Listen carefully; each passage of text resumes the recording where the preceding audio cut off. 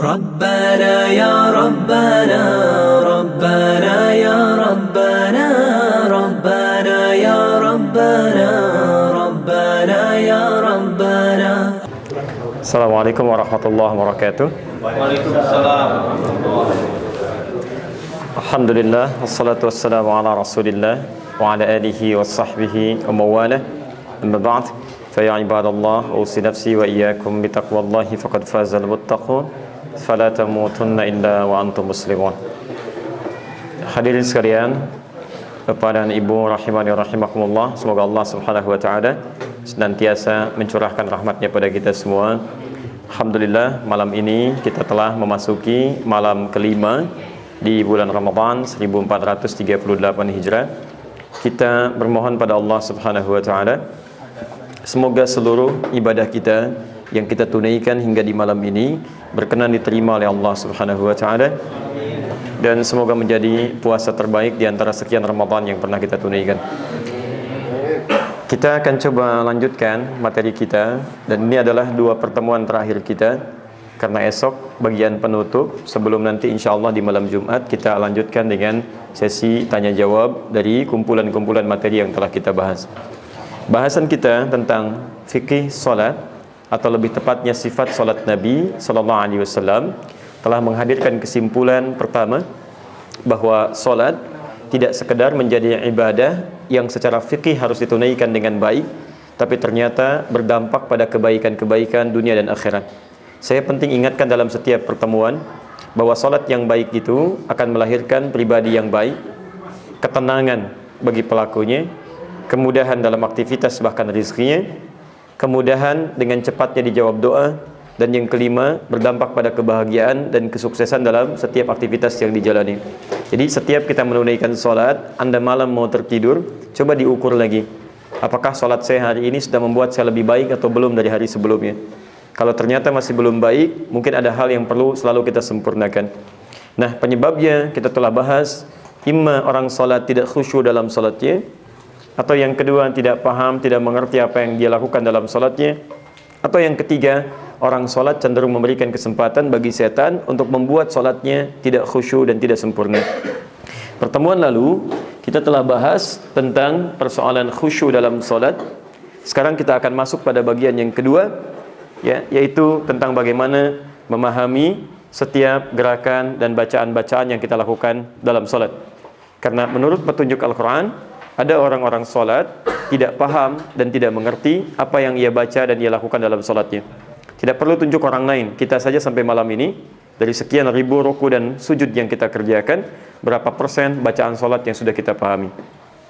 Baik, pertemuan lalu, seorang yang ingin khusyuk kata Al-Quran, maka dia mulai punya persiapan sebelum dia sholat.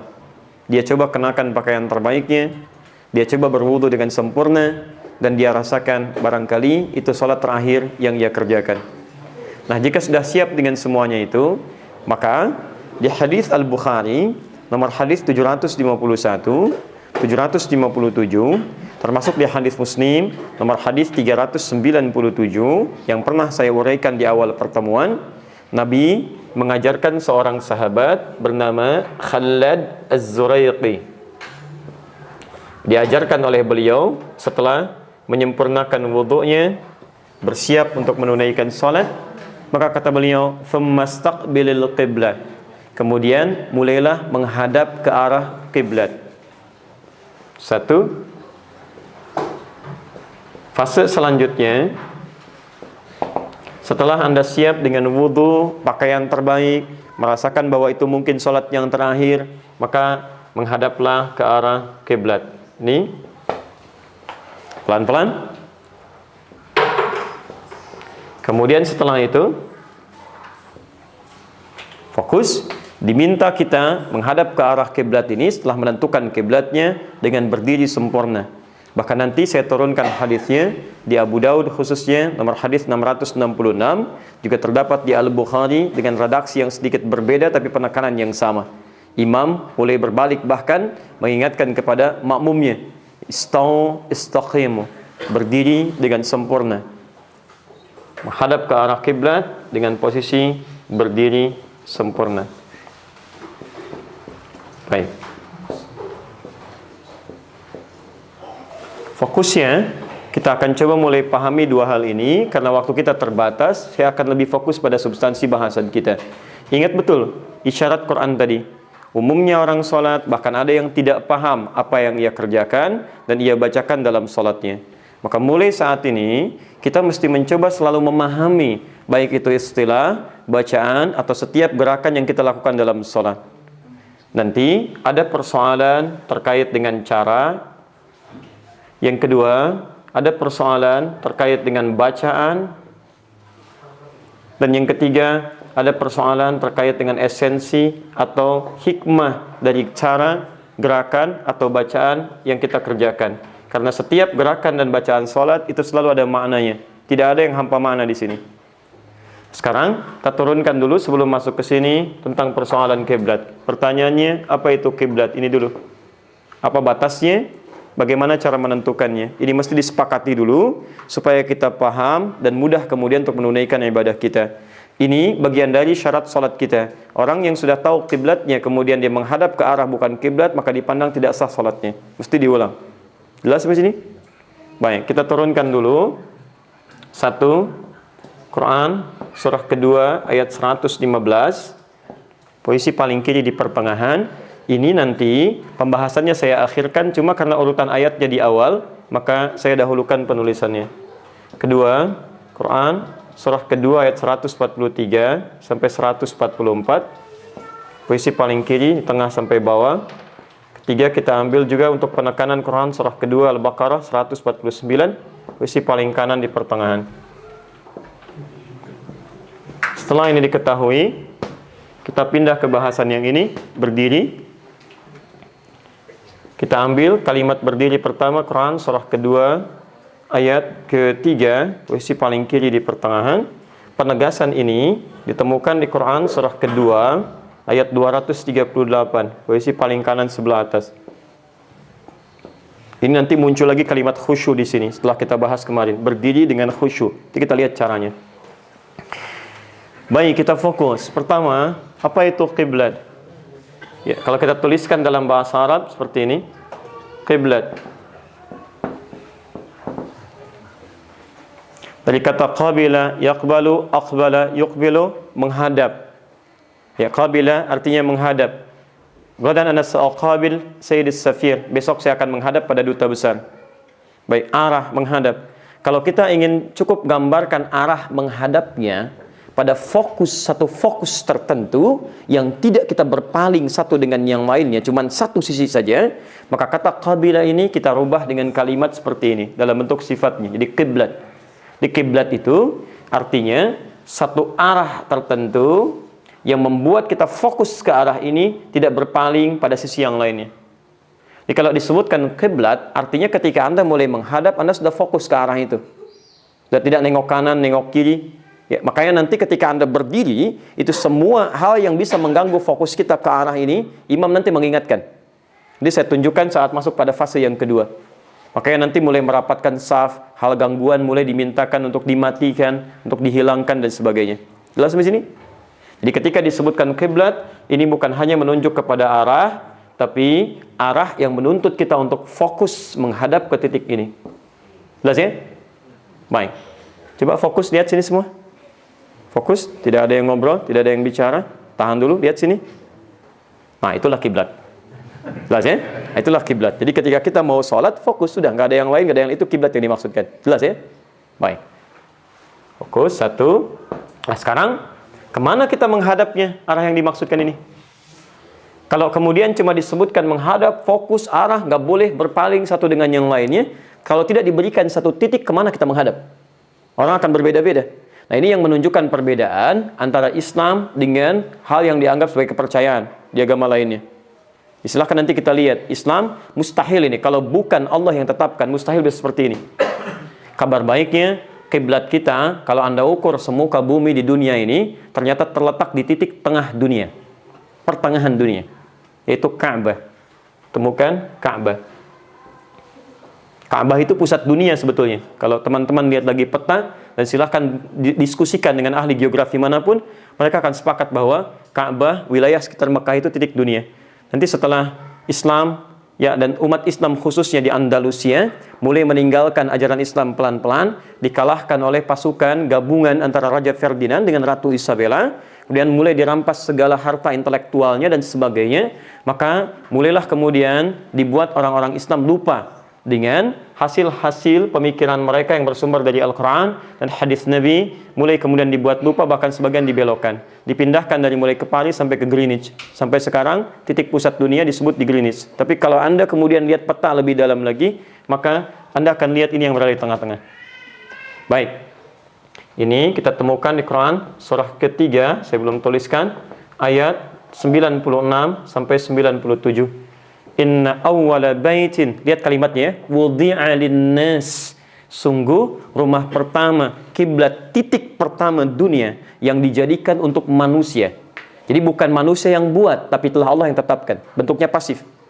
Di Ka'bah itu bukan dibuat oleh manusia, bukan ditentukan oleh Adam, tapi Allah yang tentukan untuk manusia. Paham ya? Baik, inna awwala baitin wudi'a linnas, sungguh rumah pertama yang dibangunkan untuk manusia, bukan manusia yang bangun. Ya, lalladzi bi Bakkah mubarakah, yang terletak di Makkah itu adalah Ka'bah. Ya, di Ka'bah bukan dibangun oleh Nabi Adam, bukan dibangun oleh Nabi Ibrahim. Jadi Nabi Ibrahim nggak pernah bangun Ka'bah. Nabi Ibrahim hanya pernah meninggikan pondasi Ka'bah karena di zaman Nabi Nuh terjadi banjir yang menyapu bangunan atas Ka'bah. Ya, jadi di zaman Nabi Nuh itu ke Nabi Adam kisaran 5 sampai 6 generasi. Nuh bin Mihlail, Matushala bin Kinan bin Anwas bin Tis bin Adam alaihissalam. Nah, di zaman Nabi Nuh terjadi banjir besar, ini tersapu bagian atasnya, tersisa pondasinya. Kalau satu pondasi dalam bahasa Arab disebut dengan qaidah. Kalau pondasinya lebih daripada satu, bahkan 3, 4 dan seterusnya, dijamakkan menjadi qawaid. Qawaid. Ka'bah ada berapa sisi?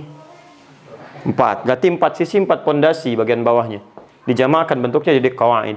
Di masa Nabi Ibrahim diperintahkan oleh Allah untuk meninggikan kembali pondasi Ka'bah ini. Meninggikan, bukan membangun. Ini diabadikan di Quran surah kedua Al-Baqarah ayat 127.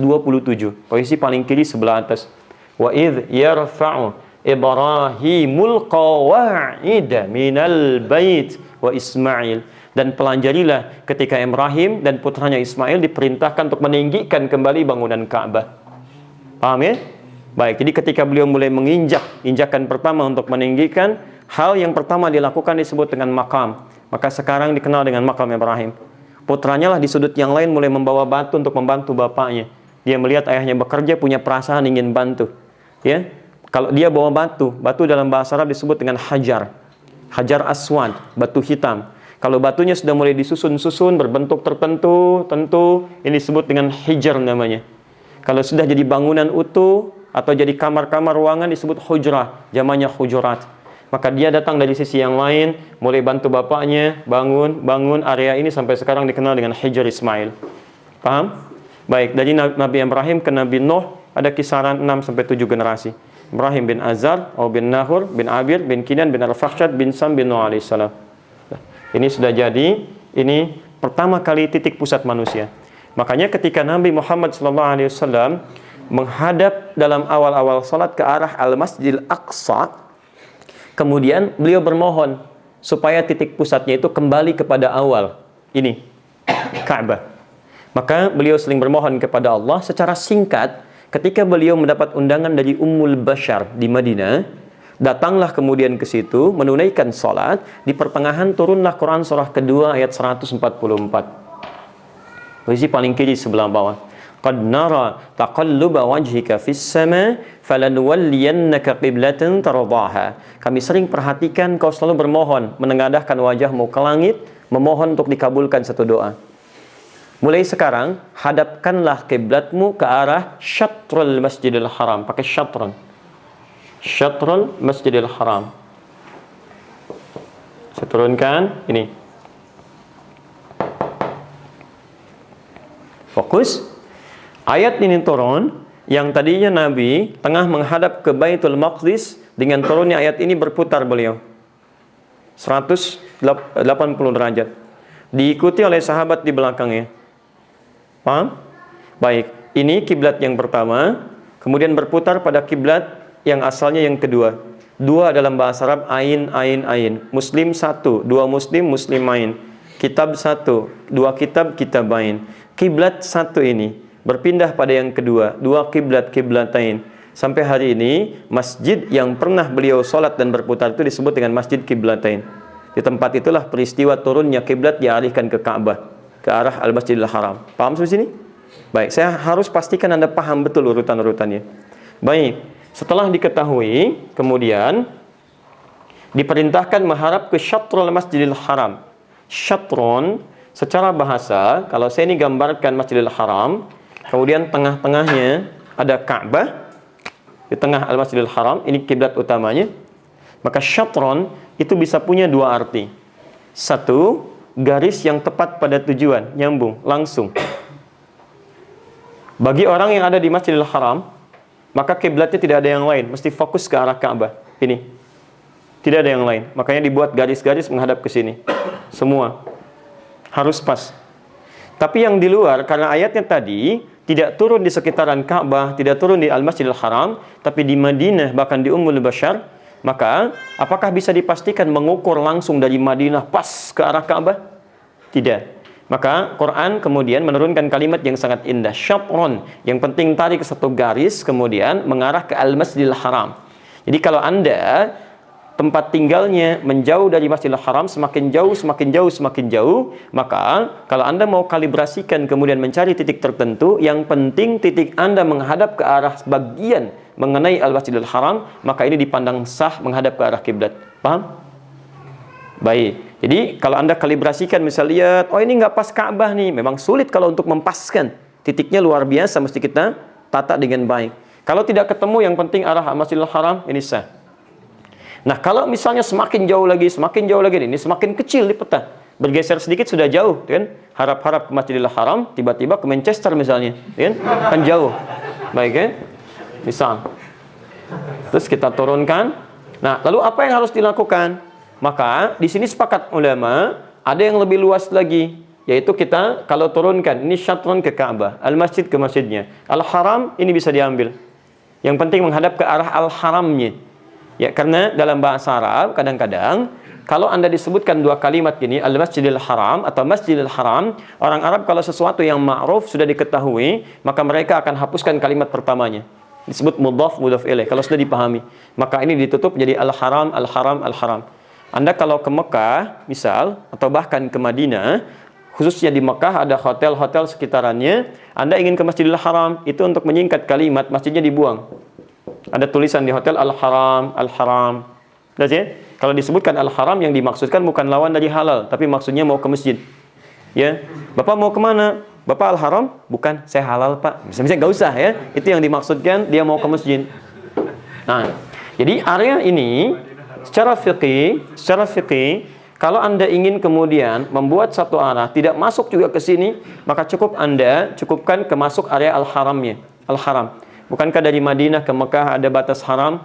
Bukankah dari Jeddah ke Mekah ada batas haram? Jadi kalau misalnya sulit Anda ke titik ini sama sekali, maka para ulama menyampaikan setidak di Jepang dalam posisi jam 18:13, di Indonesia jam 16:13, 2 jam sebelumnya. Tepat berada di atasnya. Kita tanamkan tongkat, lihat bayangan, arah sebaliknya itu arah kiblat. Atau bisa antum lihat, kalau ingin lebih detail lagi gunakan misalnya bandul dan seterusnya. Tapi poinnya ini. Ya, yang paling utama. Jadi sudah tidak ada perdebatan, bukan keinginan kita mana enaknya. Kalau sudah diketahui kiblatnya, maka hadapkan. Anda yang sudah tahu kiblat, tapi Anda memilih misalnya menghadap ke arah selainnya, maka sholatnya dipandang tidak sah. Jelas ya? Baik. Saya hapus ini. Setelah paham arah kiblatnya, Ustaz, bagaimana kalau situasinya saya sedang berada di satu tempat, misalnya tidak bisa menentukan arah kiblatnya secara langsung. Bahkan masjid tidak ada, musalla tidak ada, hanya lapang luas yang ada, atau Anda naik ke gunung, dan saya tidak tahu, ya tidak bisa menentukannya. Maka dalam keadaan demikian, turunlah Quran, surah kedua ayat 115 tadi, posisi paling kiri di pertengahan, dan ditegaskan kembali Quran surah kedua ayat 149. Ini saya bacakan yang ini, walillahil masyriq wal maghrib, milik Allah masyriq timur, tempat matahari terbit, baik, wal maghrib, tempat matahari tenggelam. Fa'aina matuwallu fathama wajhullah. Maka jika Anda tidak menemukan kiblat yang tepat dalam ikhtiar Anda, berusahalah menghadap kemanapun. Saat Anda berusaha seperti itu, maka Allah memandang sah menghadap kiblatnya Anda, sah salatnya. Jelas di sini? Baik. Kalau sudah jelas, sekarang kita akan mulai teruskan. Kiblatnya sudah diketahui, kita mau menghadap ke arah kiblat. Persoalannya bagaimana cara menghadapnya? Apakah duduk, apakah berbaring, atau berdiri? Kalau berdiri seperti apa? Kalau duduk bagaimana? Kalau kemudian berbaring seperti apa? Yuk kita kembalikan Quran surah kedua ayat ketiga, penegasan di Quran surah kedua ayat 238. Dan nanti mohon izin dengan cepat saya akan praktekkan dan minta bantuan sebagian dari teman-teman cepat untuk nanti sesi praktek terkait dengan menghadap ke kiblat dalam posisi berdiri. Sepakat ya? Baik. Teruskan. Alladzina yu'minuna bil ghaib wa yuqimunas shalah. Perhatikan. Ciri orang takwa itu salah satunya dia yakin dengan Allah, kemudian dia sembah Allah dengan mendirikan salat. Setiap ada kalimat salat di dalam Al-Qur'an yang bermakna ibadah, umumnya selalu diawali dengan derivasi kata aqama, yuqimu, iqamah. Aqama, yuqimu, iqamah. Jamaknya yuqimun, wa aqimu, wa aqimi, aqim. Semua menggunakan kata ini. Al-Baqarah 43, wa aqimus shalah. Di 45-nya nggak disebutkan karena diikutkan hukumnya ke 43-nya. Kemudian teruskan lagi, misal di Al-Isra ayat ke-17, aqimis salata liduluqis syams. Tafsirnya di Quran surah ke-11 ayat 114, aqimis salata tarafayn nahar. Quran surah 29 ayat ke-45, utlu ma uhiya ilaika minal kitab wa aqimis salah. Selalu ada kata ini. Sifatnya disebut dengan iqamat. Iqamah. Allahu akbar, Allahu akbar, asyhadu an la ilaha illallah. Itu disebut dengan iqamah. Apa itu iqamah? Seakar dengan kata ini, aqama yuqimu iqamah, jamaknya yuqimun. Apa itu yuqimun? Artinya berdiri sempurna.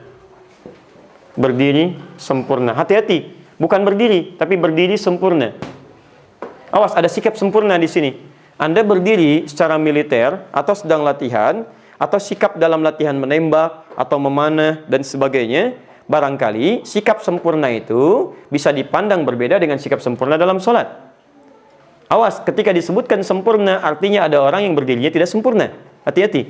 Tidak pernah disebutkan dalam Al-Quran, dalam hadis, dalam kaidah fikih, satu penekanan kalimat kecuali menunjuk ada orang yang belum tentu menunaikannya secara sempurna. Paham sampai sini? Baik, fokus. Sekarang teruskan. Saya simpan dulu kalimat iqamah ini. Saya masuk dulu ke sini. Bagaimana berdiri sempurna yang dimaksudkan? Bahkan, saya teruskan. Jika Anda tidak sempurna dalam berdiri ini akan berpengaruh pada kekhusyuan. Quran surah kedua ayat 238.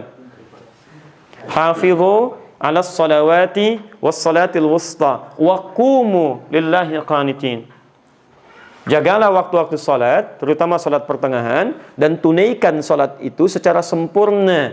Wa qumu, berdirilah sempurna lillahi, karena Allah qanitin, secara khusyuk. Artinya, kalau dibuat persamaan terbalik, ada orang-orang yang tidak khusyuk dalam salatnya. Salah satunya faktornya ketika dia berdiri tidak sempurna. Nanti saya turunkan beberapa hadisnya. Sampai di sini paham tidak? Baik ya, hadap ke arah kiblat, siap berdiri dengan sempurna. Kalau paham sampai sini, saya teruskan bagaimana yang dimaksud dengan berdiri sempurna ini. Tafsirkan hadis Nabi SAW seperti beliau mengajarkan kepada Khalad Az-Zuraiqi. Temukan di hadis riwayat Abu Daud misalnya, hadis 666. Pengajaran spesifiknya sampai takbir ke salam di Al-Bukhari, hadis 751, 757 di hadis Muslim, nomor hadis 397. Baik, awas hati-hati ya. Ini cukup penting materinya, saking pentingnya mic-nya harus diganti, spidolnya harus disesuaikan. Ulang ya. Baik, jazakallahu khair. Baik, fokus. Lebih jelas insyaallah.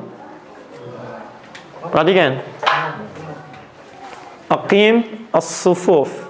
Lihat redaksinya. Saya bacakan. Aqim as-sufuf.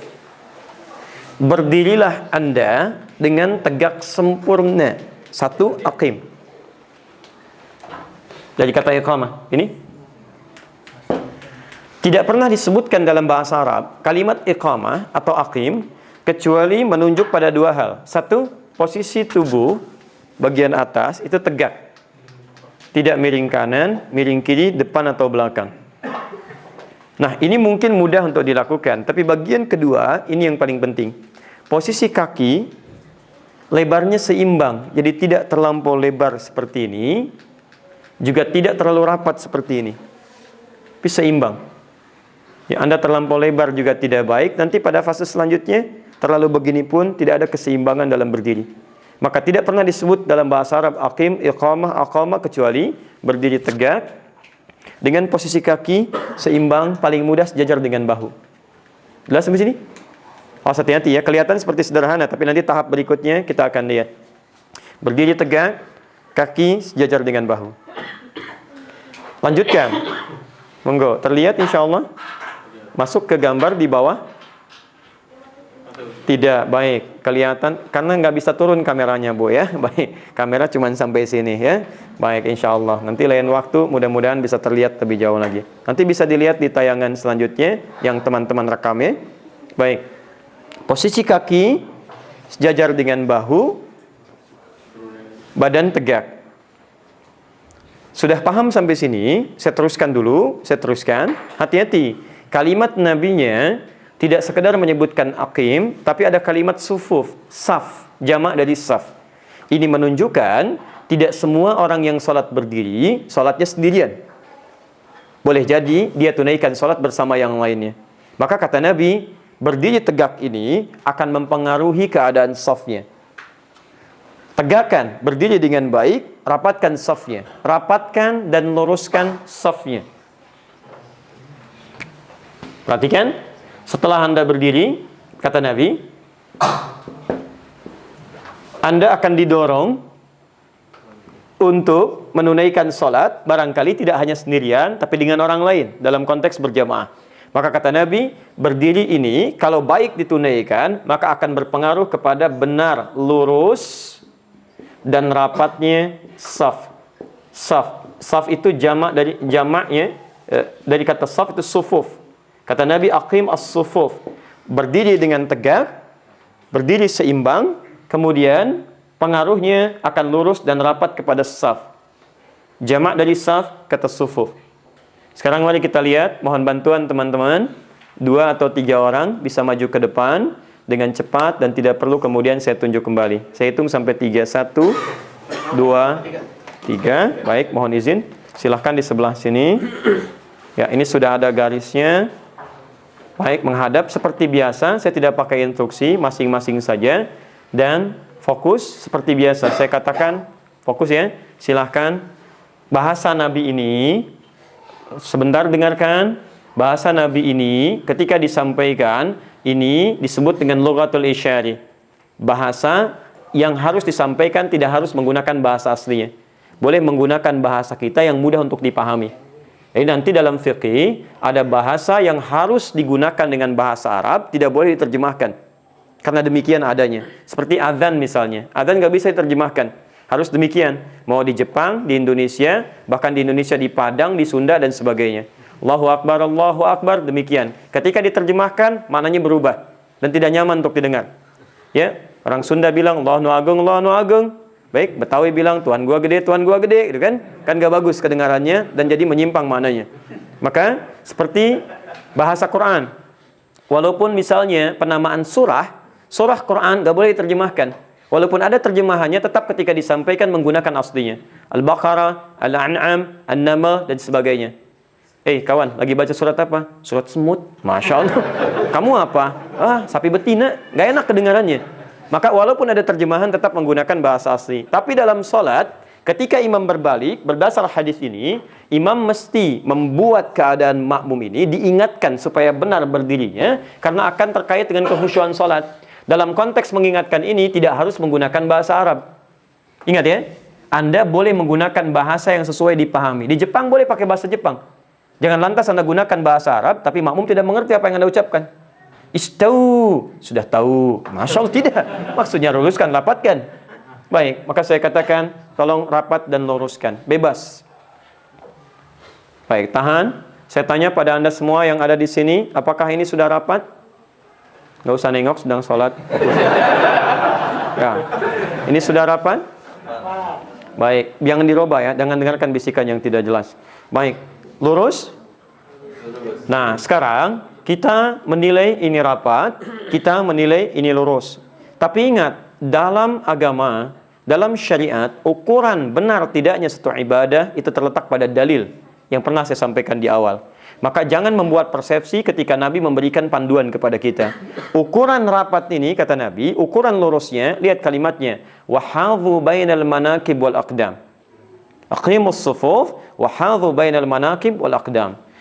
Ukuran lurusnya ini adalah ketika kata Nabi, tumitnya itu berada di garis yang ditunjukkan atau dampaknya kepada lurusnya bahu. Jangan dirubah dulu, biarkan. Fokus ya. Kata Nabi, saf dipandang lurus jika tumitnya itu bisa sejajar, kaki bagian belakang, yang ditandai dengan bahunya pun akan sejajar. Lihat sini, kalau ini disebut lurus atau tidak, kalau mengacu pada ketentuan Nabi, ini belum lurus tuh. Bisa ada bengkok-bengkok. Bagaimana luruskan ini? Sederhana. Kata Nabi, perhatikan garisnya, kemudian yang diluruskan bukan kaki bagian depannya, tapi tumit bagian belakang. Jelas ya? Jangan dulu dirubah, biarkan ya. Jangan dulu dirubah. Supaya diketahui mana yang benar dan mana yang salah ya. Baik, sekarang kembalikan seperti semula. Baik, tahan. Lihat sini. Ini ada garis ya. Ini ada garis. Maka kalau Anda luruskan kaki bagian depan, ukuran kaki kan beda-beda. Baik ya, 39, 40, 41 misalnya. Ketika Anda luruskan kaki bagian depan, maka otomatis posisi bahu tidak akan sejajar. Contoh, teman-teman, tolong garisnya disejajarkan untuk kaki bagian depan. Berdirinya di sini. Ini.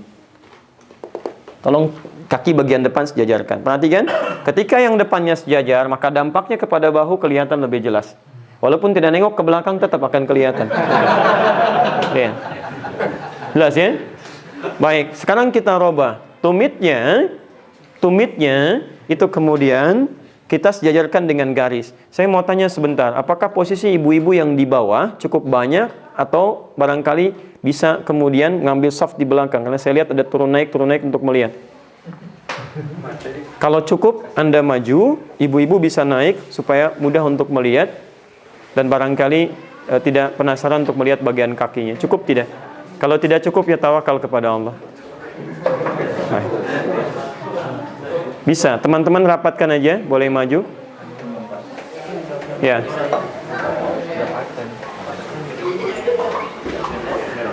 Baik ya. Sekira cukup insya Allah. Baik, Anda bisa maju. Ya. Ya, kita tinggal punya 9 menit, kita agak cepat. Teman-teman agak maju aja, nggak apa rapat. Pak, silakan. Baik, sudah.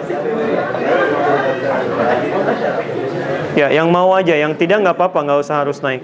Anda maju aja, nggak apa-apa sampai sini. Ya, bisa. Baik, nggak apa-apa. Kalau penuh, saya keluar nggak ada masalah. Yang penting nggak ada masalah. Oke. Sudah ya. Baik, saya teruskan ya, karena waktu kita berjalan, saya teruskan. Jadi posisi ini, kata Nabi, perhatikan garis, dipandang lurus apabila posisi tumit, ini yang sejajar dengan garis, ditandai dengan bahunya sejajar. Tahan sampai sini, sudah? Sebentar, paham sampai sini? Baik, dengan demikian, posisi seperti ini pernah terjadi di zaman Nabi, ketika beliau akan mulai membuat saf, dan zaman Nabi pun ada anak-anak, tapi anak-anaknya tidak bersuara ya. Baik, kita lihat sebentar. Fokus. Ketika tidak ada garis, Nabi memberi contoh membuat garis. Ini petunjuk bahwa saf ini sangat penting. Jadi kalau Anda masuk ke satu tempat untuk sholat, belum ditemukan garisnya, nggak ada masalah, Anda coba ukur. Ya, misal bisa dengan menggunakan yang lain. Kalau zaman Nabi, beliau langsung gunakan pedangnya, bikin garis begini. Ya. Tapi ingat, membaca hadis itu kita mesti smart, mesti cerdas. Lihat, maksudnya harus menggunakan perangkat yang sama atau contoh untuk menggunakan perangkat lain. Jadi jangan dikira sunnah Nabi pakai pedang. Saya cari samurai dulu misalnya, kita garis. Ini nggak tepat. Maksudnya cari garis sejajar. Ini sudah ada, ini tidak perlu dicari lagi. Silahkan. Ya, sebentar ya. Maju. Fokus, lihat, luruskan tumit bagian belakang dengan garis. Ini, mohon izin ya. Mundur dikit ini. Enggak, ikut saya saja. Ini mundur dikit. Maju dikit, dah. Mundur dikit. Mundur dikit. Terus, dah. Maju dikit yang ini. Satu lagi, dah. Perhatikan sini. Coba lihat ya. Ketika Anda sudah luruskan dengan garis, maka posisi bahu lebih sejajar. Lebih baik. Jelas sampai sini? Ini yang disebut lurus. Dan bukan aib bagi seorang imam untuk kemudian dia melihat posisi makmumnya. Nggak apa-apa, Nabi bahkan sering beliau jalan.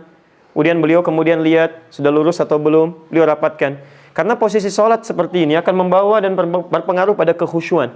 Daripada kemudian Anda tidak bisa menikmati sholat, ya imam punya peran. Makanya imam itu bukan jabatan prestisius untuk saling diperlombakan. Tapi tanggung jawabnya tidak mudah untuk bisa membawa kekhusyuan dalam sholat. Baik, pertanyaan selanjutnya, rapat tidak?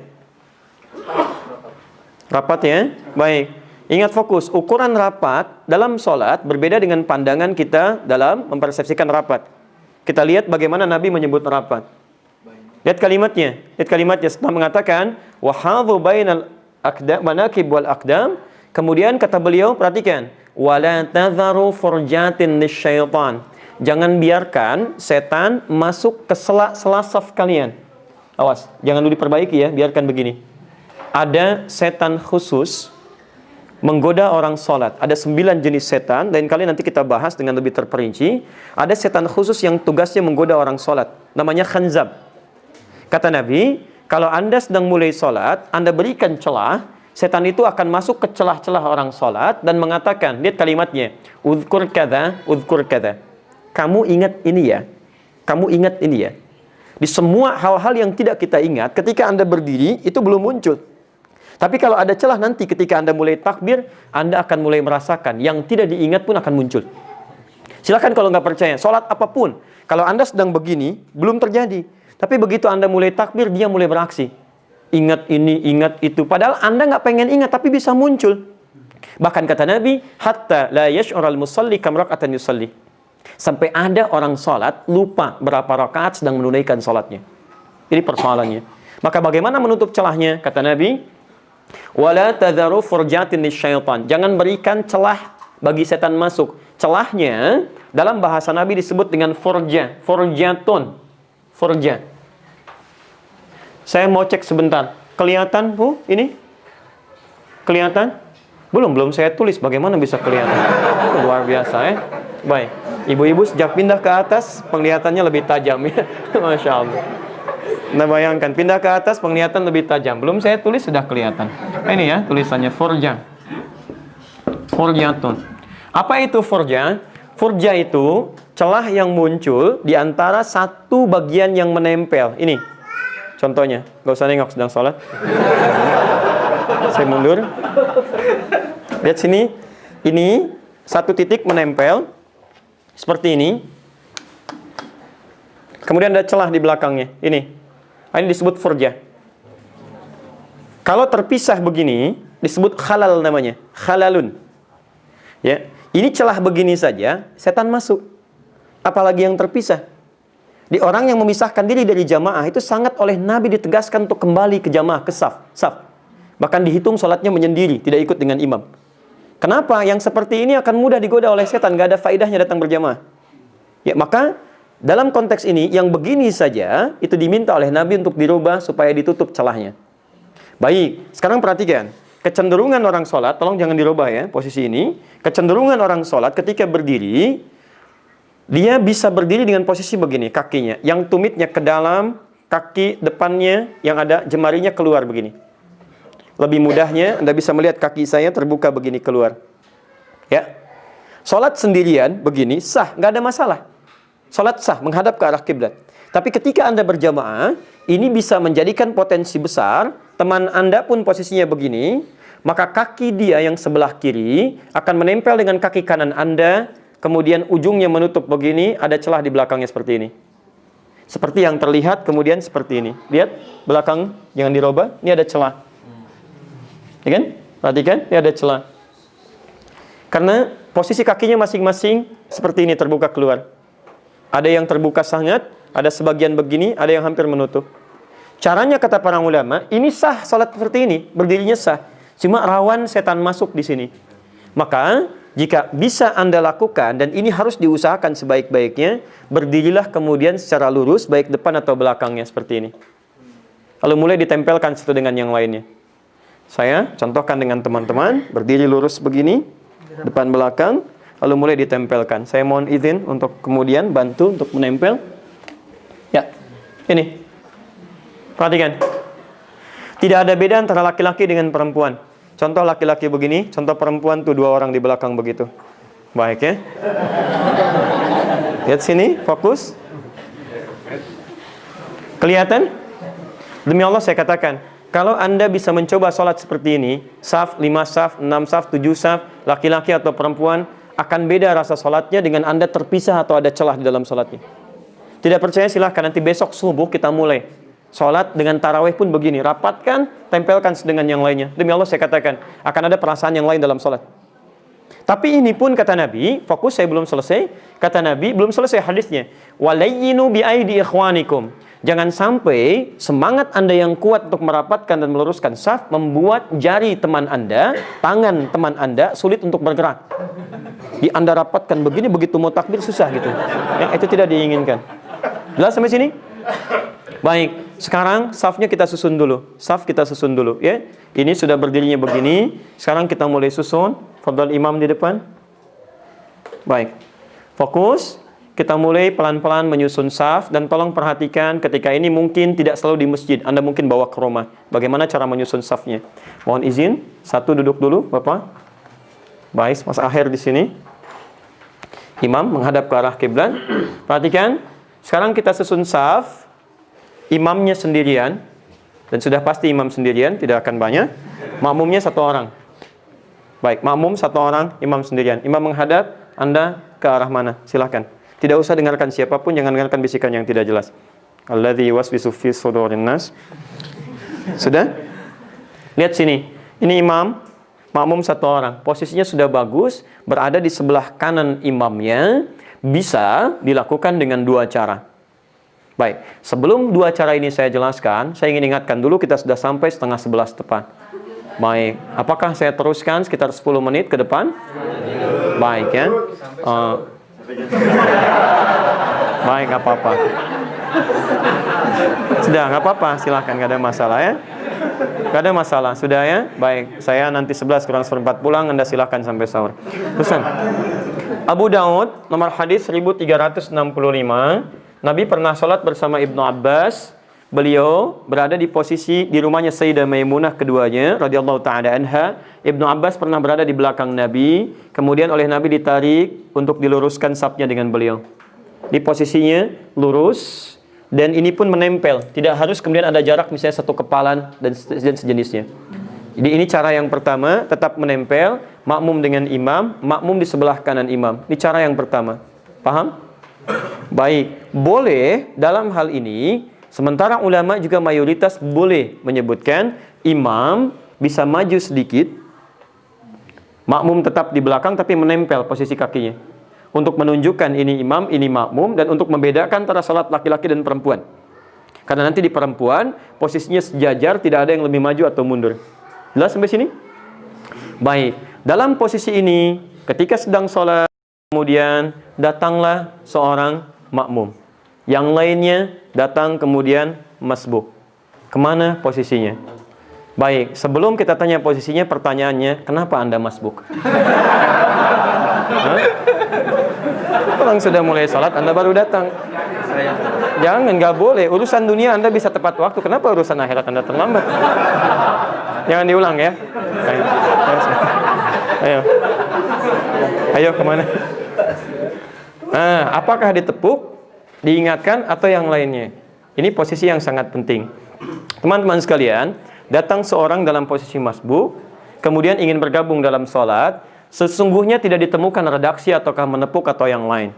Hanya isyarat yang memahamkan bahwa akan ada makmum baru yang bergabung dalam sholat. Maka ada yang mengatakan cukup dia bertakbir kencang. Allahu Akbar. Tapi kalau sekiranya dengan takbir belum paham, maka diberikan isyarat yang langsung memahami. Boleh misalnya ditepuk dengan ringan, atau misalnya dicolek, boleh yang memahami. Silahkan. Lebih baik gunakan tangan kanan. Baik ya. Baik. Nggak usah nengok sedang sholat. Baik, silakan. Nah, ini bisa terjadi begini. Sudah ditepuk 3 kali, nggak ngerti-ngerti. Ya kan? Bagaimana posisinya nanti? Nah, ini boleh ketika ini dipahami imam tahu, imam boleh memberi isyarat dengan meminta makmumnya mundur. Boleh, bisa dilakukan. Jadi ini bisa memberikan isyarat begini, mundur. Ini mundur, diatur. Silakan. Ya, nggak usah nengok sedang sholat. Lihat ya, kita fokus waktu kita terbatas. Lihat sini. Bagaimana menyusun posisinya ketika ada 2 orang di belakang. Maka yang satu tepat di belakang imamnya. Yang satu sebelah kanannya ini. Paham sampai sini? Baik, setelah ini dipahami dengan baik, datanglah kemudian makmum selanjutnya. Anda lebih daripada yang tadi ya. Sudah nggak usah dibahas lah. Baik, sudah bagus ya. Ini posisi masuk ke kiri. Tolong fokus teman-teman, seimbangkan. Posisi ini di tengah. Jika ada masuk, dahulukan kanan dulu, kemudian kiri dulu, kanan lagi, kiri lagi, sehingga sampai penuh safnya seimbang. Jelas sampai sini? Baik, sekarang ini kita minta duduk yang 2 ini. 1, 2, tahan sebelah sana dulu.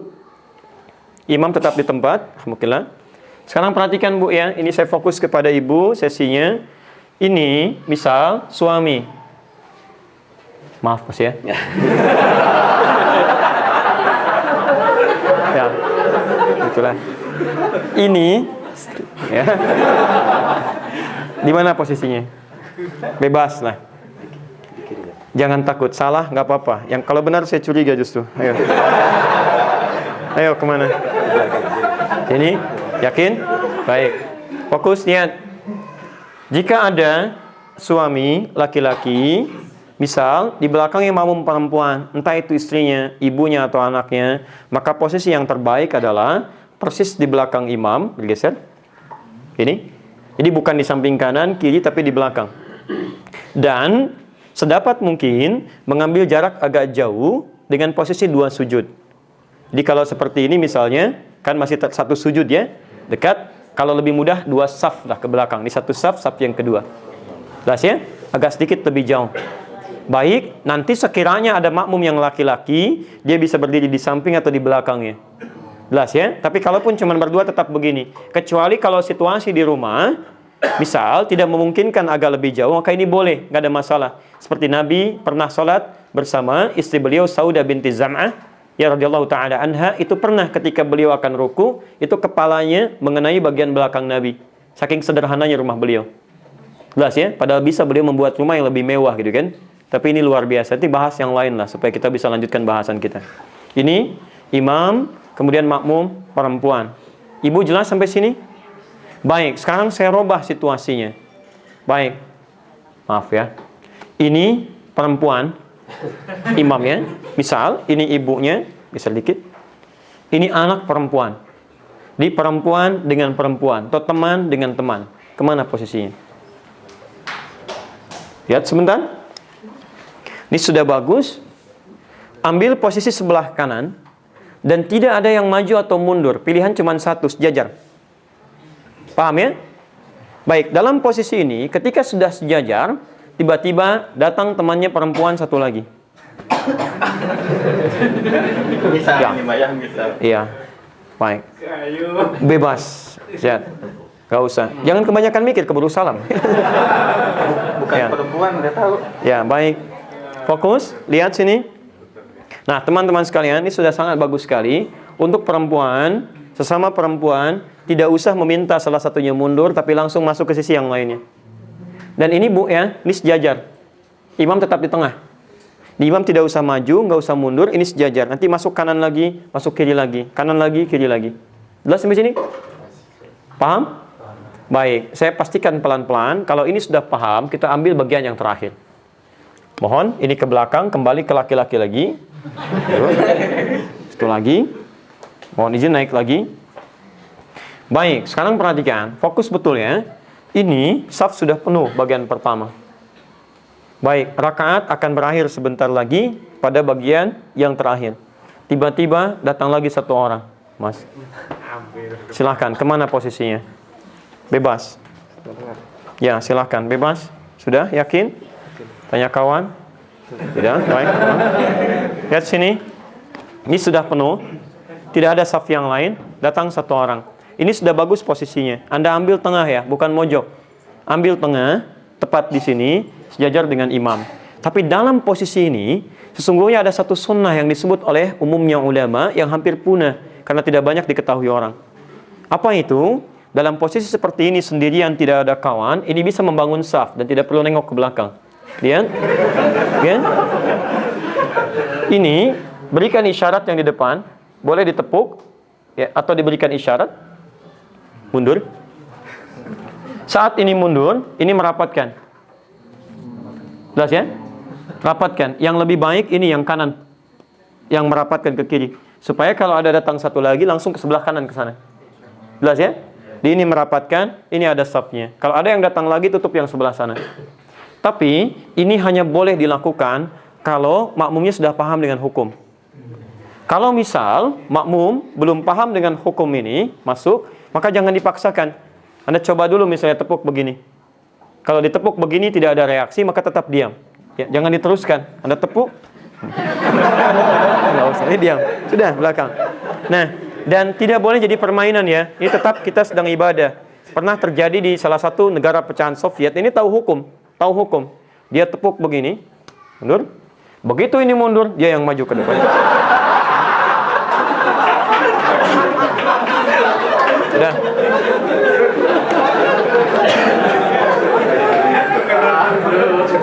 Baik ya. Baik, jadi ya itu kita cara membangun saf. Untuk pertama kali, walaupun mungkin terlihat ada beberapa hal yang cukup menarik, bahkan mungkin kita bisa tersenyum, tapi pada prakteknya demikian yang kita harus maksimalkan. Tutup celahnya, maksimalkan, dan kalau sudah berdiri seperti itu kata Nabi, demikianlah, rasakan, mungkin itu sholat terakhir kita. Makanya setelah itu ada iqamah. Iqamah itu bukan cuma formalitas, Allahu Akbar, bukan.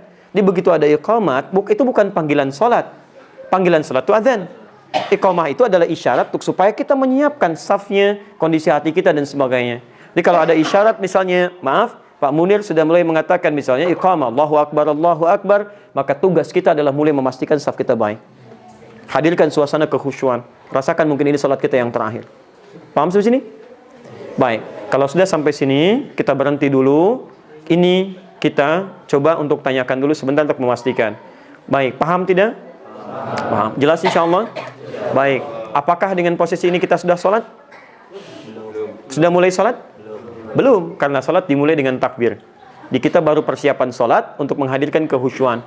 Kapan kita mulai kemudian bertakbir, mempelajari dengan baik, seperti apa cara takbirnya, dan hebatnya, ternyata berdiri dan takbir yang benar ini ada makna yang sangat luar biasa, sampai dipraktekkan oleh seorang sahabat, sampai dia sukses urusan dunia, jadi orang paling kaya di Madinah dan dijamin oleh Nabi masuk surga. Hanya mempraktekkan berdiri saja begini, plus dengan takbirnya. Siapa orang ini dan bagaimana cara dia prakteknya, kita akan lihat dalam pertemuan besok hari insyaallah. Baik ya, subhanakallahumma bihamdika asyhadu an la ilaha illa anta astaghfiruka wa atubu ilaik. Wa akhiru da'wana alhamdulillahirabbil alamin. Assalamualaikum warahmatullahi wabarakatuh.